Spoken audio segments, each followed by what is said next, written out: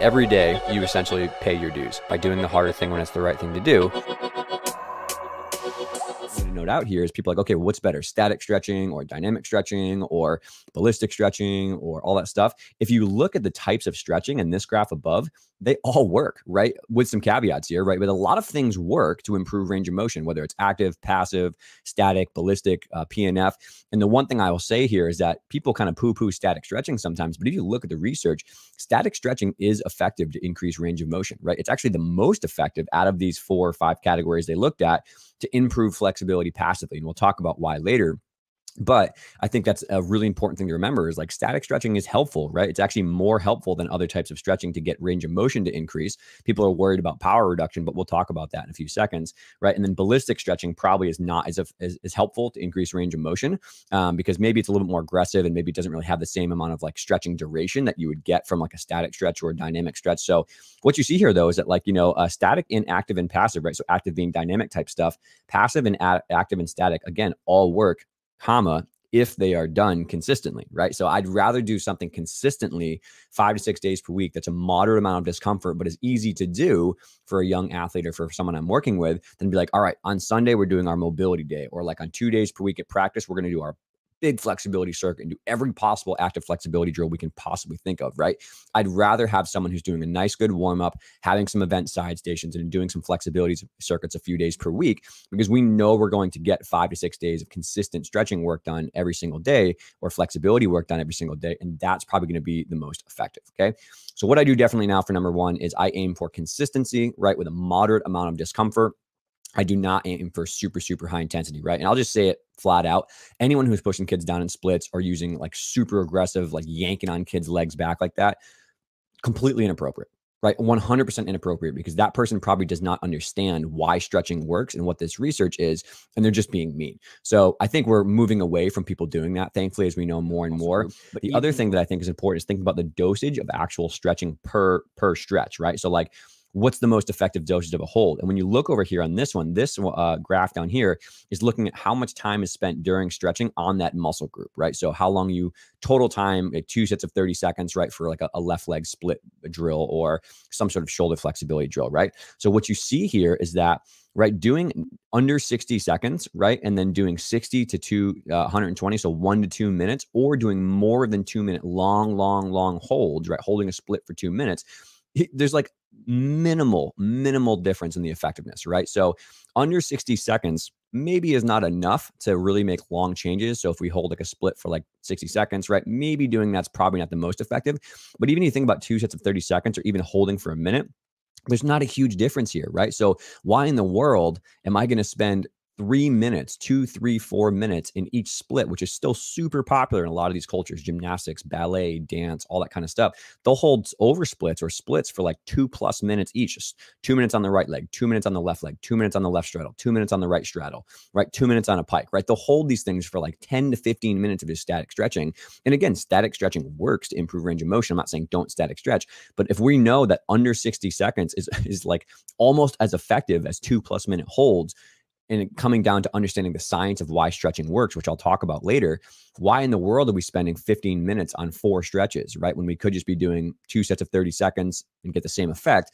Again, a lot of this just comes down to education and coming down to what we understand. Is this 2017 paper that came out in the Journal of Frontiers of Physiology, by Helmi Shabin. I hope I don't butcher that name. But essentially, it just kind of looks at the literature in the last 10 years and tries to clarify some of these things. What's the most important things, to try to understand around dynamic stretching and power loss and all that kind of stuff. And it's a really good review paper that says we have to kind of like update our methods and not just kind of take the abstract of a study and say, oh, no static stretching ever, it's not going to be good. And I get this question all the time. Like, should we be static stretching? Should we be doing dynamic warm-up type like that?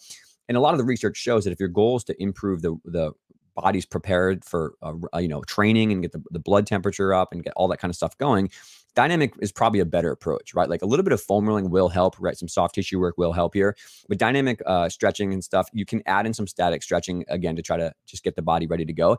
It's not going to be the end of the world, right? So here, this is a good summary. It says, in fact, short duration static stretching should be included as an important warm-up component before the uptake of recreational sports activities due to the potential positive effect on flexibility and musculoskeletal injury prevention, right? So essentially just saying like dynamic is really good, but don't freak out if we do some static stretching. And we do some static stretching in our warm-up, right? We do a little bit of like, positional split work, straddle, hold, pancake, all that kind of stuff, more for technique awareness, but also because we want to make sure we're adding in some of those proper positions, right? So I don't think that people should be freaking out as much about some of these things. There's many other good papers that we can include here too. There's another one here by Olpert in 2017 that also reviews some of the the flexibility demands and the different approaches that people have with how power reduction is there. But long story short is that you don't need to freak out if a little bit of static stretching is done in a warm-up. It's not going to just plummet your power. Okay? Importantly, adding eccentrics in, eccentric strength training, which is a concentric contraction of a muscle, is when maybe I bend my elbow and flex my arm so it closes the angle of the joint. An isometric contraction would be if I just held the joint at one angle and just contracted as hard as I could, but there was no actual motion. An eccentric contraction is actually increasing the joint angle as you go forward. So maybe a negative bicep curl or a negative chin-up lower, or like sliding out into a split slider, right? That is what's eccentrically loading the muscle. And there's some good research to show that a lot of the things that we're doing for static stretching or active flexibility probably aren't changing the length of muscle, but there are some really interesting studies that might suggest that doing some heavier eccentrics under load with like dumbbells or sliders or body weight could actually increase the muscle length itself through what's called the fascicle, right? So if you're not nerdy, don't worry about this, but it used to be thought that by stretching and eccentrically loading the area, we thought that we were adding what's called a sarcomere. So the functional unit of a muscle, we thought we were adding sarcomere number in series, but some newer studies, particularly this one in 2021 that I'll pull up, looked at like hamstring fascicle length, right? So some more of the passive tissue elements. And they showed that over 3 weeks of doing Nordics, which are like negative tree falls, hamstring lowers, there actually was a pretty good increase in fascicle length in certain parts of the biceps femoris tendon, the hamstring tendon. So I'll talk about this next, but essentially we think that eccentrics might be something that actually does increase the length of a muscle over time. So in a circuit, for example, if we're trying to work on splits, we might want to work on some specific stretching or dynamic stuff. So maybe a leg lower flexibility drill or some sort of nice, good, true quad stretch with the hips tucked under, engaging the glute to try to put some static stretching or some dynamic stretching through the quad, through the hip flexor. We also might want to do something like a rear foot elevated split squat, right? With your back leg up on a mat, doing a nice slow 5-second eccentric lower to try to actually induce some of this changing in the length of the muscle itself. So we could also maybe do some like single leg RDLs with the hamstring and the front leg to try to get some of that eccentric overload to the hamstring. And there's been some other studies that showed also like 5-second lower with a 5-second bottom position hold under load might help induce some of these actual length changes over time. So these people use Nordics here, Nordic hamstring lowers, which again is just kneeling with your feet hooked under a bench and you're like slowly lowering your way all like a tree fall down chest to the ground. But there's a lot of options we can try to apply here with some of the eccentric overload to see if we can get a nice effect here. Right? But there's two main reasons why you could actually see stretching improve passive flexibility. Okay. One is you're changing the muscle itself. You're actually stretching the muscle out over time. And two is that we're changing the nerves or the brain in association with the discomfort of stretching, right? So what's called the tolerance to stretch. And spoiler alert, unless you want to read the research, is that we think now it's much more about changing the nerves in the brain, the tolerance to stretch. We're changing the nerve sensitivity and we're changing the brain's tolerance to stretching.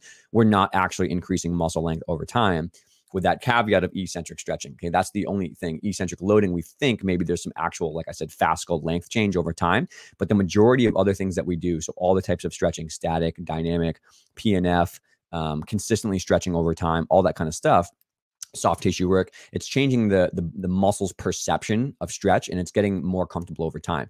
And there's a lot of really good studies here that I'll bring up very quickly that if people want to read. Okay, so if you look at some of the more classic ones that are most kind of cited in the physical therapy research, and you're looking at, okay, like what's the proof here for why maybe this is something I should, change my mind about? The most kind of prominent one is going to be from Conrad in 2014, which is a really great paper. And then also Wepler in 2010.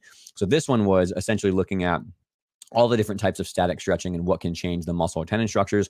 And they just summarized that with a lot of stretching protocols, so 3 to 4 weeks or even up to 8 weeks, that the changes you see in range of motion were probably not due to the muscle getting longer over time. Okay. It was due to, again, the brain changing. If you take a muscle and you stretch it to end range, it's uncomfortable. You're like, ooh, it doesn't feel so great. And you have a moderate amount of discomfort. why that feels uncomfortable is there's actually some receptors in the muscle itself called nociceptors that transmit a signal to your brain like, oh, this doesn't feel so great. You know, like, oh, we're getting kind of dangerous here. We're getting to the end of our comfortable limit before we cause some tissue damage.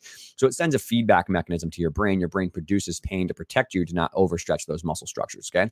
So what's happening is that we're probably over time, as we stretch 5 to 6 days per week with the right proper dosage and intensity, we're reducing the sensitivity, right? Or the threshold of that kind of like freak out moment of your brain to start being worried about it.